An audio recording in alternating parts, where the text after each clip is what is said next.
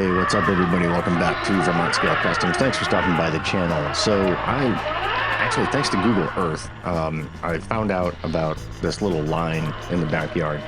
This had been horribly overgrown, and a few weeks ago I was busy screwing around with Google Earth and happened to see that this part of our property had been landscaped, I don't know, I guess 30 years ago by my mom, I guess. And just totally overgrown, so I decided to start doing a little hack and slash and cleaned up this whole line. So I'm not going to talk through this whole video. I'm just going to let this truck run and do its thing. It's now on brushless.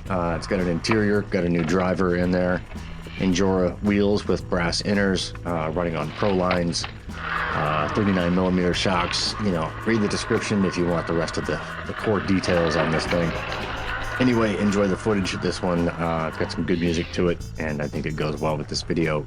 You wouldn't believe, actually, that this was just yesterday, sunny and 45, while it's currently 25 and snowing. There's about 3 or 4 inches of the snow on the ground in this very spot right here. So anyway, thanks a lot for watching. We'll see you on the next one. And this video is in 2 parts, and then there's also another one coming up about mounting the new Injora pin comp tires.